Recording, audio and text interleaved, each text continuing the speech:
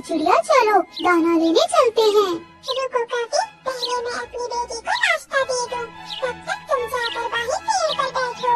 कालू कौवा बाहर जाकर पेड़ पर बैठ जाता है। रानू चिड़िया अपनी बेटी को नाश्ता देती है। गुड़िया बेटी, आपको अपनी मामा की बातें याद है ना? हाँ मामा, जब कोई आए तो कुंडी नहीं खोलनी और कुंडी तभी खोलनी है जब तेरी मामा आए।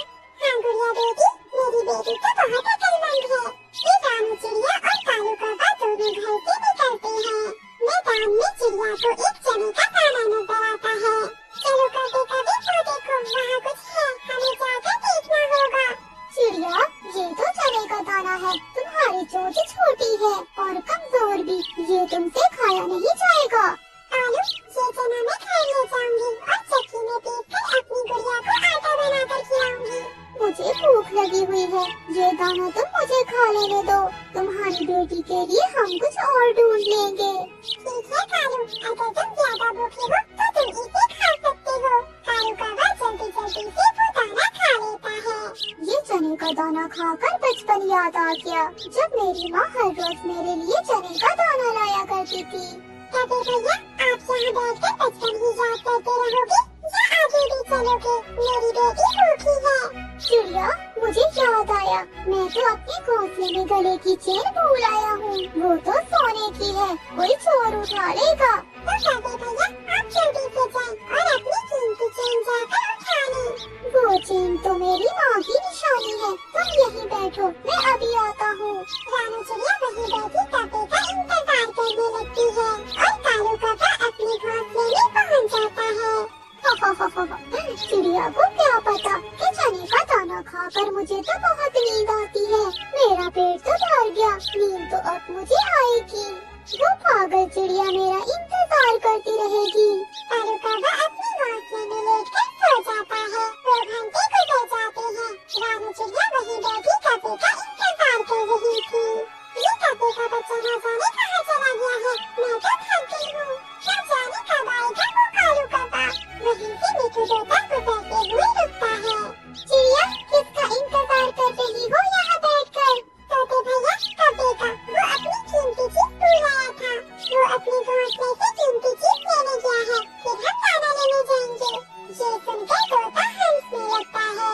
चिड़िया, वो कीमती चीज थी आलसी कौवे की नींद, वो तो अपने घोंसले में लेटा हुआ खराटे ले रहा है, मैं अभी अभी उसे देख कर आ रहा हूँ। मिठू तोते की ये बात सुनकर चिड़िया को बहुत गुस्सा आता है। वो कब्बे का बच्चा मुझे झूठ बोल कर गया है, मैं उससे बदला जरूर लूंगी।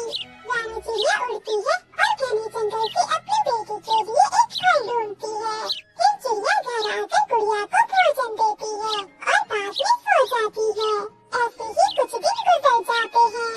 आज तो भोजन ढूंढने का मन नहीं कर रहा, आज फिर से उस चिड़िया को पागल बनाता हूँ। ऐसा सोचकर कालू कौवा चिड़िया के घर जाता है। तब भी कब्बे भैया, क्या आपकी उस दिन कीमती चेन मिल गई थी? ना चिड़िया बहन, कहाँ? जब मैं वापस गया तो वो मोटी चोंच वाला मेरी चेन चुरा कर भाग रहा था। मैंने उसका पीछा किया और वो एक पेड़ की खोखर में जाकर छिप गया। मैं तो शाम तक वहाँ बैठा उसका पेड़ से निकलने का इंतजार करता रहा। मगर उस दिन तोता मैंने भी देखा था, तुम्हें सोता हुआ देखकर वो मेरे पास आया था। ये सुनकर गधे की हवा निकल जाती है और वो चुप हो जाता है। कोई बात नहीं कालू कौवे, जब मुझे भी नींद आती है तो मैं भी ऐसा ही करती हूँ। आप चलो दाना लेने। हाँ चिड़िया, मैं तुम्हें ही लेने आया हूँ। फिर चिड़िया और कालू कौवा दाना लेने निकल जाते हैं।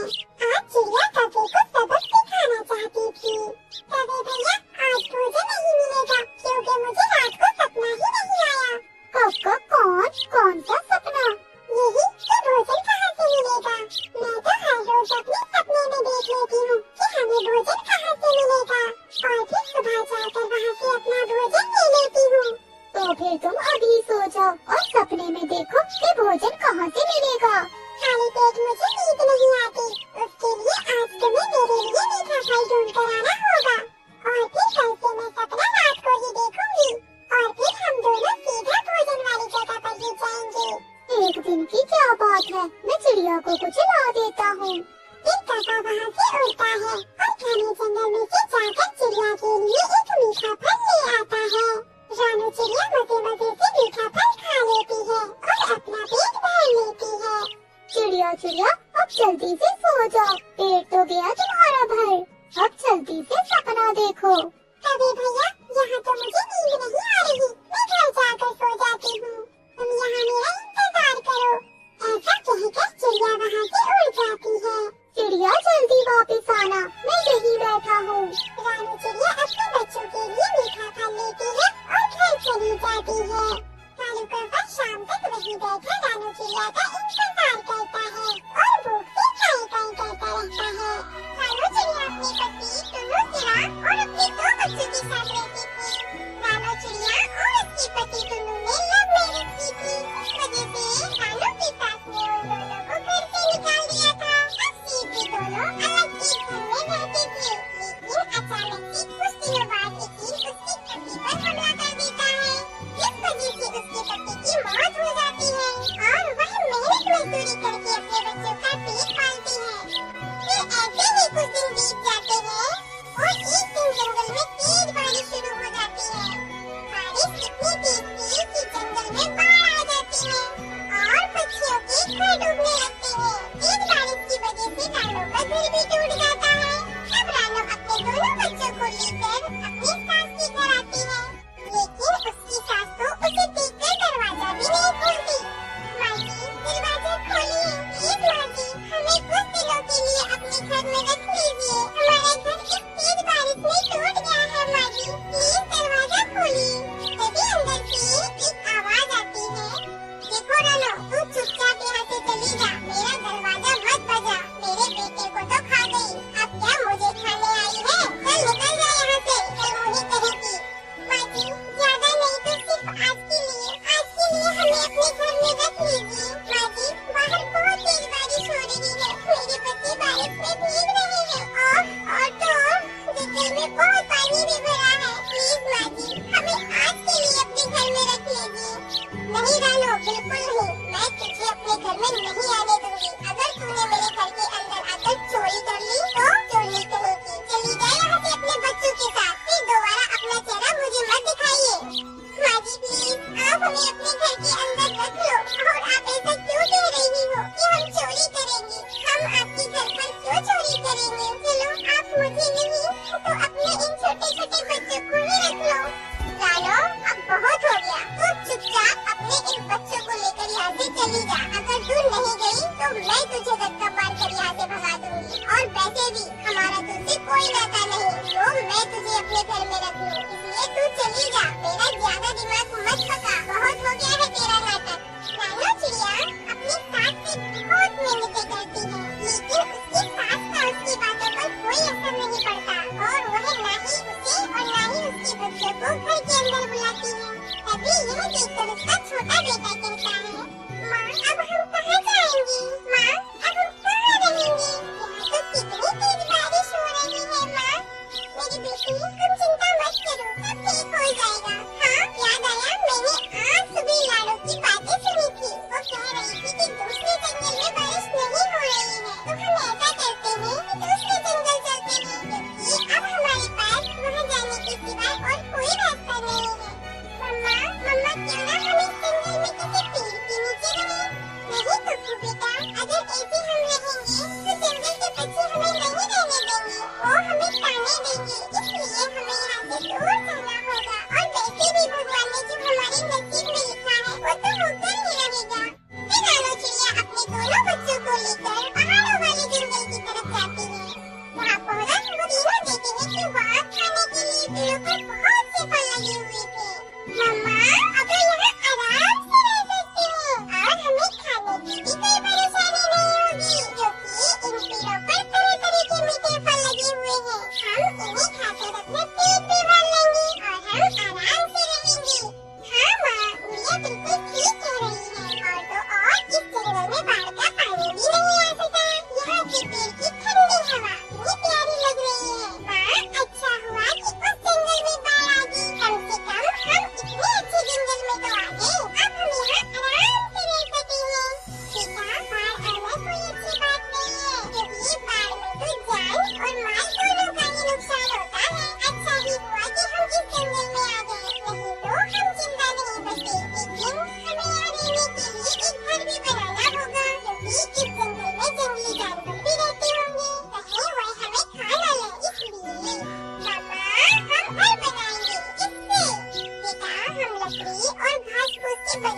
अपना घर बना लेंगी।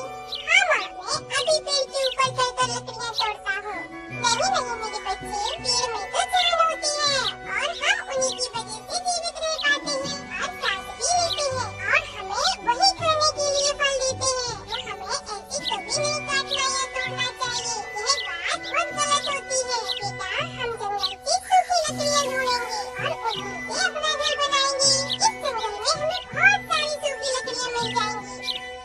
फिर नाना चिड़िया अपने बच्चों की मदद से लकड़ियाँ इकट्ठा करने लगती है और कुक्कू भी नदी की तरफ घास लेने चला जाता है। तब रानो उसकी आवाज लगाकर कहती है, कुक्कू बेटा, ओ मेरे कुक्कू बेटा, तुम वहाँ अकेले मत जाओ। पहले हम लकड़ियों से घर बना लेते हैं, फिर बाद में हम दोनों साथ जाएंगे घास लेने। लेकिन कुक्कू तो अपनी मम्मा की बात सुनता ही नहीं है। वो अकेले ही नदी की तरफ चला जाता है।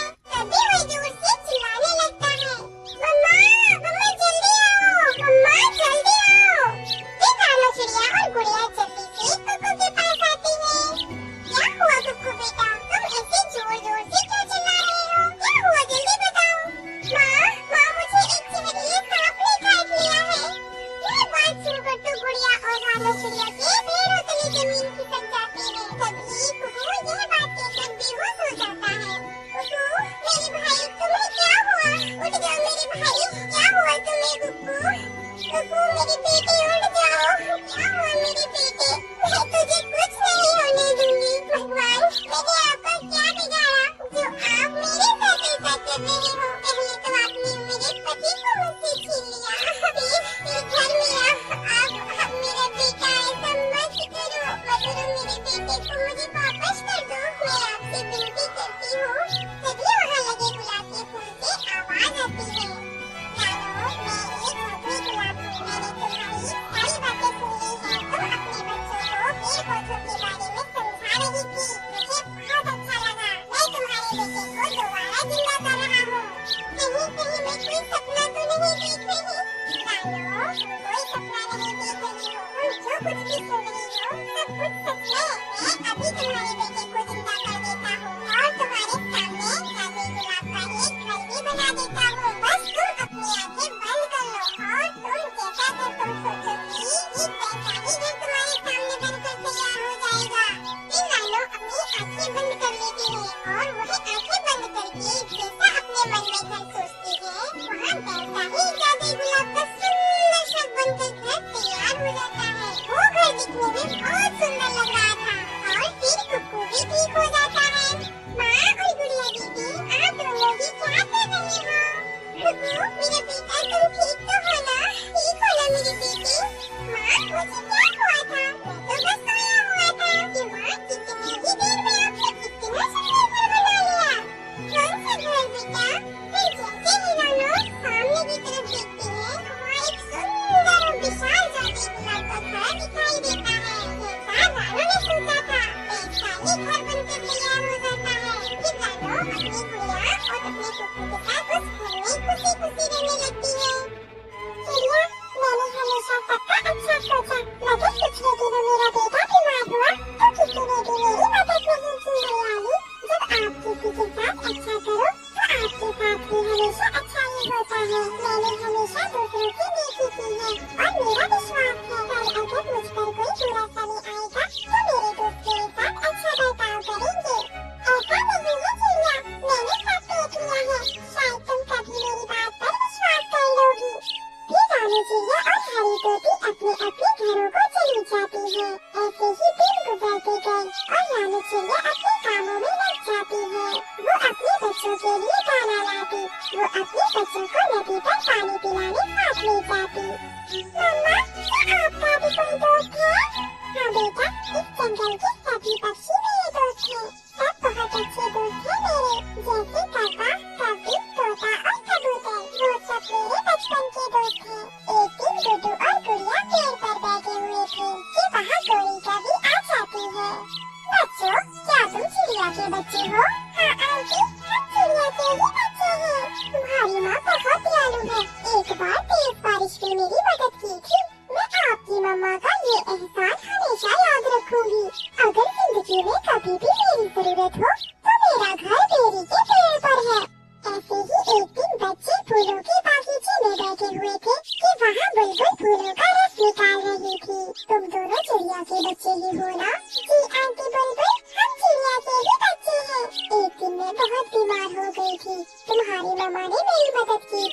मुझे 3 दिन तक आपकी मम्मा ने अपने घर में रखा था और जब मैं स्वस्थ हो गई तो मुझे मेरे घर तक छोड़ कर गई तुम्हारी मम्मा। आपकी मम्मा बहुत अच्छी है। अपनी मम्मा की बातें सुनकर बच्चे बहुत खुश होते हैं। रात को बच्चे जब अपनी मम्मा के साथ लेटे हुए थे तो गुड़िया अपनी मम्मा से कहती है, मम्मा आज हमें थोड़ी आंटी मिली थी, उन्होंने हमें बताया कि आपने तेज बारिश में उनकी मदद की थी। हाँ बेटा, उनका घर टूट गया था, मैंने उन्हें अपने घर में भी रखा था और भोजन भी दिया था। और मम्मा, जो बुलबुल आंटी बीमार हुई थी वो पता है आपको?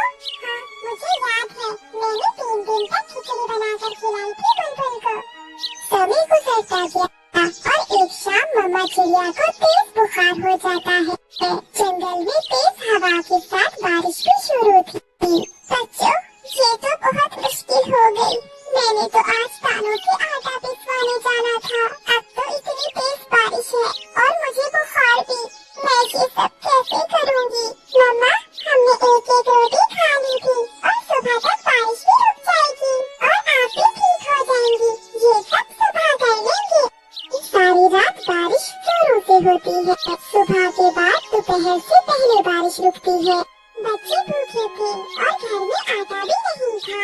मम्मा चिड़िया को बहुत तेज बुखार था और वो अपने घोंसले में लेटी हुई थी। मम्मा, भूख लगी है। बेटा, घर में आटा नहीं है और मुझे भी बुखार है। आप ऐसा करें, कबूतर के घर जाएं और उनसे थोड़ा सा आटा ले आएं। मैं आपको रोटी बना दूंगी। अपनी मम्मा की बात सुनकर दोनों बच्चे खाली बर्तन लेकर कबूतर के घर जाते हैं।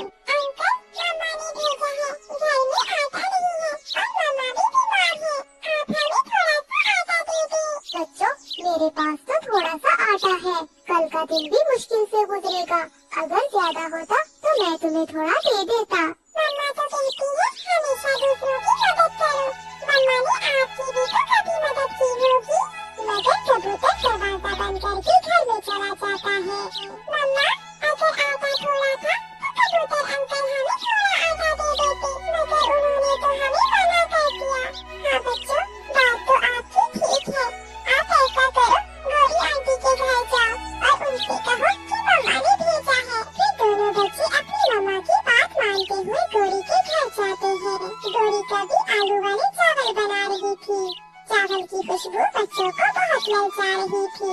आंटी, मम्मा ने कहा है थोड़ा सा आटा दे दे, मम्मा बहुत बीमार है। मम्मा आटा चक्की से नहीं पिसवा सकी क्योंकि कल बारिश थी। कालू, ओए कालू, देखो आटे वाले डिब्बे में कितना आटा है। कालू कौवा आटे वाले डिब्बे में झांक कर देखता है, मगर आटे वाला डिब्बा तो फुल भरा हुआ था।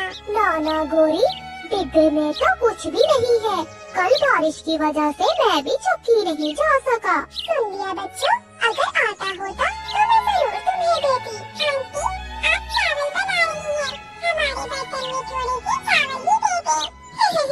बच्चों, मैंने इन चावलों में मिर्ची ज्यादा डाली है, तुम नहीं खा सकोगे। जाओ किसी और से जाकर मांग लो। आंटी, हम मदद लेने आए थे, मांगने नहीं। जैसे उस तेज बारिश में आप मेरी मम्मा के पास मदद लेने आई थी। फिर वो दोनों बहन भाई वहाँ से चले जाते हैं। बात सुनी थी उस चिड़िया के बच्चे की, बड़े तेज है ये। डिब्बे में आटा तो बहुत था, मगर मैंने झूठ बोला। लेकिन ऐसे मौसम में कौन चिड़िया की मदद करेगा, न अपना न कोई बेगाना। दोनों बच्चे पीपल के पेड़ पर बैठे सोच रहे थे कि वो अब क्या करें। वो दोनों भूखे थे।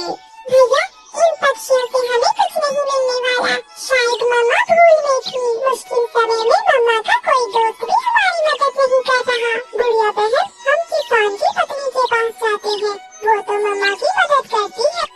ऐसे दोनों बच्चे उड़ते हुए किसान की पत्नी के पास जाते हैं। किसान की पत्नी अपने घर में बैठे हुए अपने मुन्ने के लिए आलू वाले पराठे बना रही थी। चिड़िया के बच्चे, आप दोनों यहाँ क्या लेने आए हो? आंटी, आंटी, हमारी मम्मा बीमार है, घर में आटा भी नहीं है, हमने कल से कुछ नहीं खाया। हम कभी आंटी के पास भी गए और कबूतर अंकल के पास भी, पर किसी ने हमारी मदद नहीं की। आंटी, आप हमें थोड़ा सा आटा दे दें। आंटी, जब हमारी मम्मा स्वस्थ होंगी हम आपका आटा लौटा जाएंगे। बेटा, अच्छी है। जब मेरा बेटा छोटा था कि मम्मा मेरे बेटे को लोरी देकर सुलाया करती थी। मैं ये बात हमेशा याद रखूंगी। आप ये आलू वाले पराठे ले जाओ, खुद भी खाओ और अपनी मम्मा को भी दो। बच्चे बहुत खुश होते हैं और किसान की पत्नी से आलू वाले पराठे लेकर घर को चले जाते हैं। मैं कहती थी कि गोरी जरूर मदद करेगी। खाता लेने गए थे आप, मगर गोरी ने आलू वाले पराठे बना दिए। बच्चे चुप रहते हैं। सब मिलकर आलू वाले पराठे खाते हैं।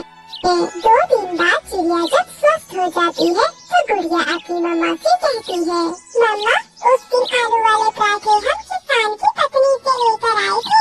गोरी आंटी ने ना हमें आटा दिया और ना चावल, बल्कि वो दोनों कभी घर में बैठे हम पर हंस रहे थे। ये सुनकर मामा चिड़िया दुखी हो जाती है। इसका मतलब हरियाली तोती सच्ची ही थी। बच्चों, शायद मैं भूल में थी। मैं सबको अपना सच्चा दोस्त मान रही थी, मगर मुश्किल समय में मुझे सब मालूम हो गया। चिड़िया उड़ती हुई हरियाली तोती के पास जाती है। हरियाली, मैं गलत थी और आप थी। अच्छे और बुरे दोस्तों का पता मुश्किल में ही लगता है। जरूरी नहीं है कि आपको नेकी और अच्छाई का सिला भी नेकी और अच्छाई से ही मिले। हाँ चिड़िया, दोस्त वही है जो मुश्किल समय में काम आए, और माँ बाप से बढ़कर सच्चा रिश्ता कोई नहीं। मेरा तो यही विश्वास है।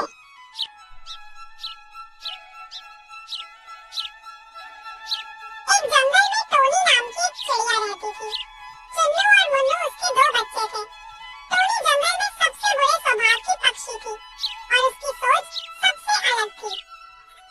बच्चों, अब तुम लोग उड़ना सीख चुके हो। अब समय आ गया है कि मैं तुम्हें सही और गलत का ज्ञान दूं। मम्मा, हम भी चाहते हैं कि आप हमें शिक्षित करना शुरू कर दो। तुम लोग मेरे साथ आओ। यह सुनकर चुन्नू और मुन्नू उसके पीछे चल दिए। रास्ते में कई पक्षियों के घोंसले पड़े, जिसमें कौवा, बुलबुल, तोता, कई ऐसे पक्षी थे। सभी टोनी के साथ बच्चों को देख रहे थे, लेकिन टोनी किसी से भी बात किए बिना आगे बढ़े जा रही थी। फिर टोनी एक डाल पर जाकर रुक गई और अपने बच्चों से बोली, बच्चों, अभी रास्ते में मैंने कितने ही पक्षी देखे, लेकिन मैंने उनसे कोई बात नहीं की। क्या नहीं की?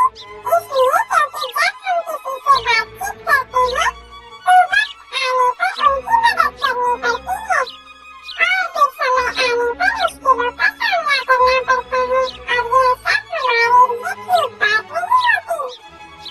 हम समझदार हैं कि हमें किसी से बोलचाल नहीं रखनी चाहिए और ना ही उनकी मदद करनी चाहिए। बिल्कुल सही। अब तुम सामने देखो।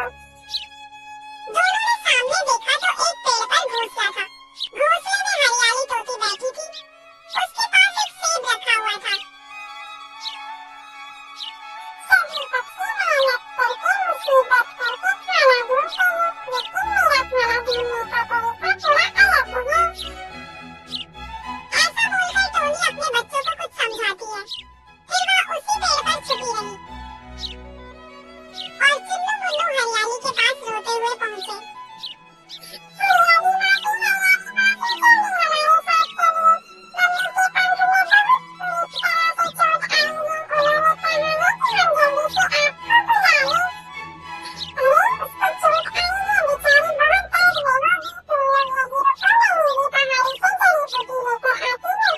फिर तुम दोनों के साथ मिलकर हमारे घर चलते हो। ठीक है मासी। फिर टोनी ने आकर घोंसला से सेब उठाया और अपने घोंसले पर ले गई। तीनों माँ बेटों ने मिलकर एक जंगल में टोनी नाम की एक चिड़िया। हरियाली तोती बड़ी मेहनत करके नीली पहाड़ी से जड़ी बूटी लेकर आती है, लेकिन उसने पाया कि उसके घोंसले पर चुन्नू मुन्नू नहीं है और उसका खाना भी गायब है। उसे सब समझ आ गया। इन बच्चों ने मुझे बेवकूफ बनाकर मेरा खाना चुराया। कितनी गलत बात है। ना तो माँ, उसके बच्चे भी झूठे निकले। कई दिन इसी तरह गुजर गए।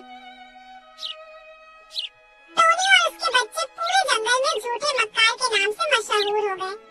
एक दिन वह तीनों एक बाज के घोंसले से खाना चुराने पहुंचे। आखिरी समय पर बाज ने उसे देख लिया और उसने कहा, भागो यहाँ से। टोनी पर हमला कर दिया।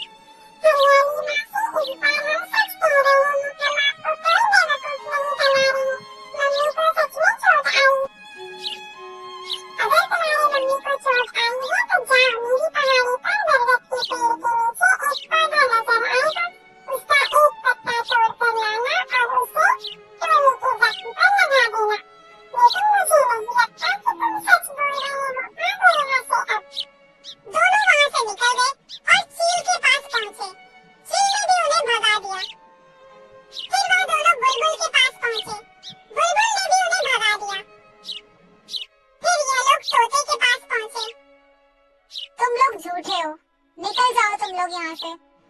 दोनों बच्चे नीली पहाड़ी पर पहुंच गए। वहाँ काफी ढूंढने पर उन्हें एक छोटा सा पौधा भी नजर आ गया, लेकिन उसका पत्ता इन बच्चों से काफी बड़ा था। अरे बाप रे, इतना बड़ा पत्ता, इसे हम कैसे लेकर जाएंगे? लेकर तो जाना ही पड़ेगा, वरना मम्मी की जान चली जाएगी। फिर दोनों ने एक पत्ता तोड़ा। फिर दोनों पत्ते का एक एक फूल पड़कर आसमान की तरफ उड़े। दोनों को इस तरह से जाते देख तोता, बुलबुल, चील और बाज को बड़ी हैरानी हुई, लेकिन कोई भी उनकी मदद को आगे नहीं आया, क्योंकि सबको लग रहा था कि ये अपने बेवकूफ बना रहे हैं। वो लोग अपनी माँ को बचाने के लिए उड़ते जा रहे थे। तभी हवा का एक झोंका आया। दोनों ने पत्ता पकड़ा हुआ था।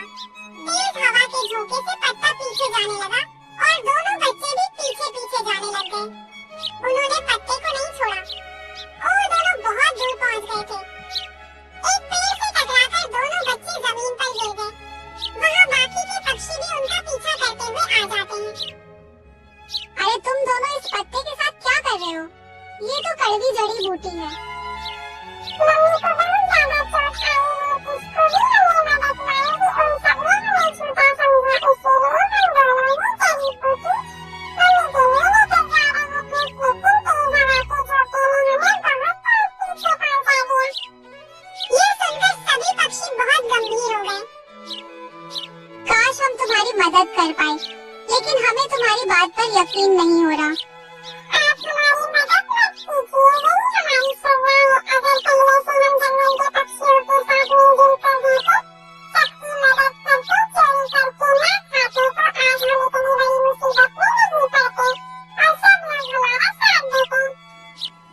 ये कहकर दोनों पत्ते को पकड़कर फिर से बड़ी मुश्किल से आसमान की तरफ उड़ने लगे। सभी पक्षियों ने एक दूसरे की तरफ देखा और सभी उनके पीछे हो लिए। तोते ने पत्ता अपने पंजों में दबा लिया। ये देखकर दोनों बच्चों के चेहरे पर मुस्कुराहट आ गई। अरे वाह, आप सभी हमारी मदद के लिए आ गए। हाँ, हमें लग रहा है तुम सच बोल रहे हो और अपनी गलती का एहसास भी कर चुके हो, इसलिए हम तुम्हारी मदद करने के लिए तैयार हैं। ये सुनकर दोनों को बहुत खुशी होती है। सभी पक्षी टोनी के घोंसले पर पहुंचे।